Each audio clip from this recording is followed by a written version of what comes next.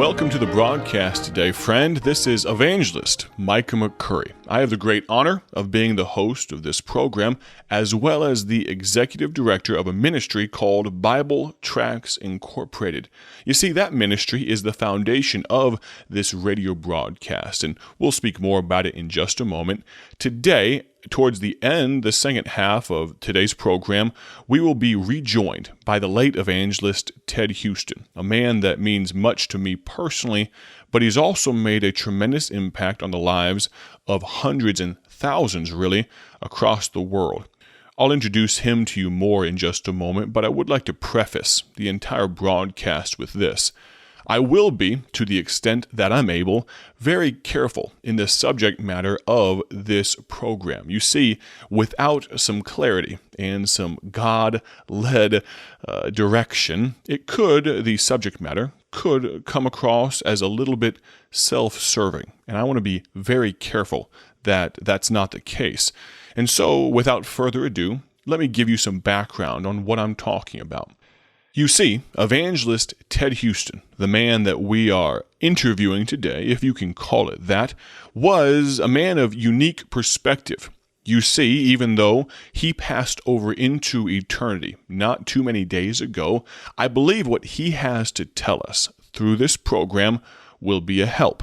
You see, Ted Huston was not only an evangelist for the last 7 years during his long and drawn-out battle with debilitating and, at the end, fatal cancer, but before that, he served God as a pastor in Jefferson City, Missouri, for over 2 decades. Because of that, that gives him an interesting perspective on the office of pastor and evangelist. And so in just a moment, I'm going to ask him to talk to us a little bit about how to take care of the evangelist and really how to use the evangelist. You see, I'd like to say this. The evangelist is not, and even though I am one, I want to be very careful to point this out. The evangelist is not superior to the pastor in any way, shape, or form. I am very strongly local church. I believe God enacted the body of the local church. Jesus Christ did, and so we want to be very careful to give preference to that. So the evangelist is not to be superior or to have any sense of superiority over the pastor. The evangelist also would be very wise not to surprise the pastor. Here's what I mean by that.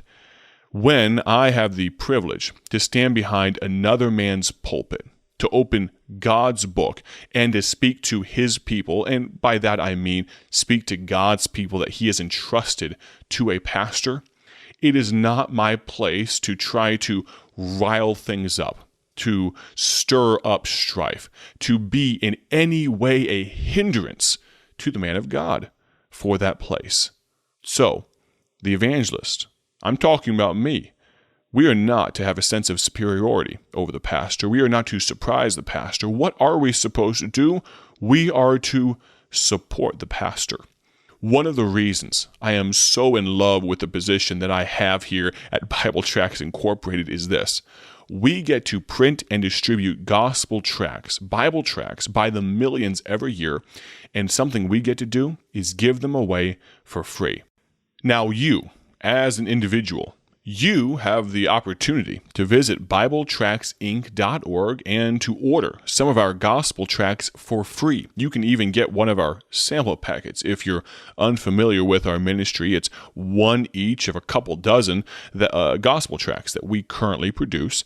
But one of the great things is the fact that we get to support local churches and pastors, many of which are functioning on a tight budget. We get to offer them gospel tracts for free and be such a help to their ministry.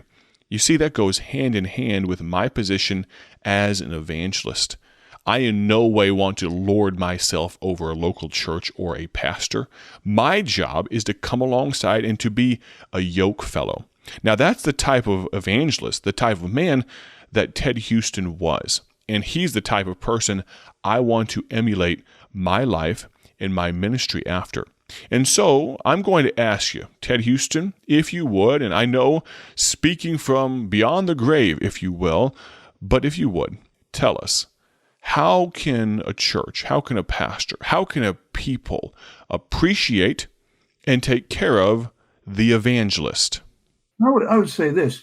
I think pastors take care of evangelists very well. Here's what I would say to a pastor: the best thing you can do is use an evangelist. And one of the hardest things about evangelism is trying to get a place to preach. And We've this talked about that, so please go ahead on that. Go ahead. this may sound like sour grapes, and it's not. But you know, a lot of pastors use pastors, Mm-hmm. but they don't use evangelists. Well, that's okay. I understand that. And I did too when I pastored. But that pastor's getting a salary, and then he gets a love offering. An evangelist doesn't get a meeting. I say to folks, no meetings, no eatings, and I don't mean that as sour grapes, but I think there's if a pastor really wants to help evangelists, use them. Bring them in and use them. I mean, it is a God called office. I think God was good to me, and I surrendered to evangelism originally, Micah. Never intended to be a Christian school teacher, never intended to be a pastor. But God had a purpose. He always does. If he was preparing me. I think if an evangelist has been a pastor, he can really be a more effective evangelist because he understands the pastor's heart. I think a lot of pastors don't use evangelists because evangelists sometimes don't understand the pastorate. So it's safer to bring in a pastor because he understands what you're going through. Sure. And if I had started out in evangelism, I would have hurt a bunch of people and torn up churches. And I think that may be one of the reasons why pastors don't use evangelists as much. But I think the greatest thing is for pastors to use evangelists.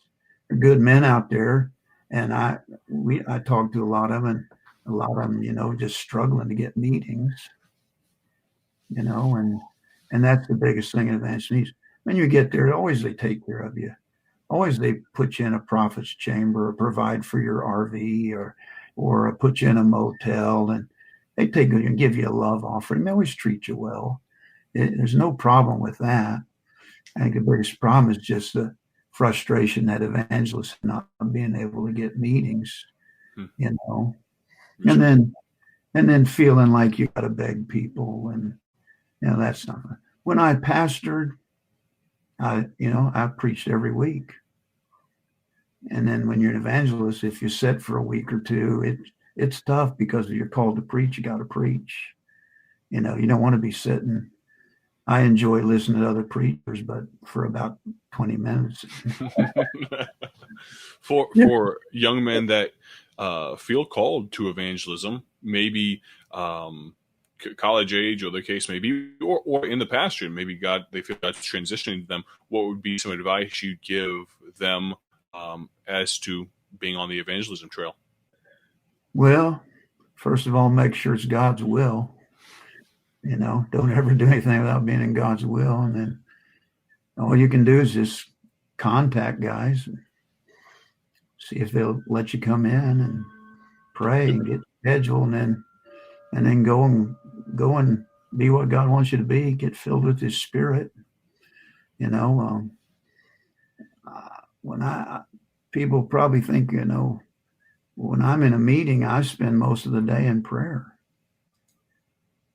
Lord, what do you want me to preach? I'm not there watching TV, and I'm not out, playing golf and stuff. I'm locked in my room, just seeking the Lord. Lord, I got an hour that I want to see revival. I want to help these people. I don't know them. I don't know what to do. So I would just suggest a young man learn to have a prayer life. Going to go into evangelism, you need a prayer life. You need one in the pastorate too, but evangelism, I think you need a real prayer life. In a pastorate, you have what your people are going through. It's a whole lot easier to figure out what to preach. When you go into a church as an evangelist, you don't know what's going on. You don't know what people need. So you have to find from God what to preach. And I really don't want preachers to tell me what's going on. I don't like to sit down and have a preacher tell me we got this going on or that going on, because I don't want to be getting in the flesh. Just preacher, have me come in and let's see what God will do and let the Lord lead. And that's the best way to do it, I think. And I don't know what else to say. Just got to pray, got to get meetings, and then you got to go there and be filled with the Spirit so God can do something. You sure don't want to waste a church's time. Yes, sir. And when people coming in every night and you not have the power of God on you and not be able to see something, happening. Pastors that are listening, could I encourage you to use evangelists? And I'm not talking about me.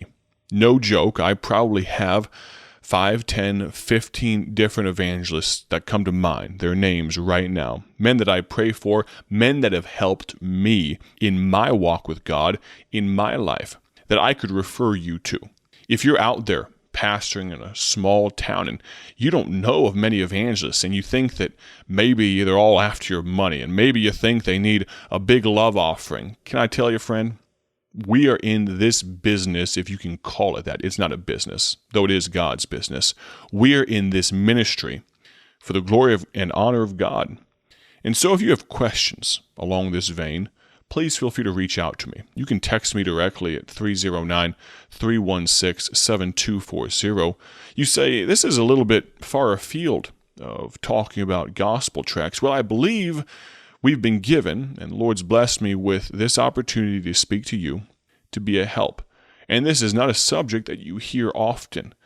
And so I'd like you, if you would, members of your church, when you hear of an evangelist coming to town, going to be with you in your services, would you spend some extra time in prayer?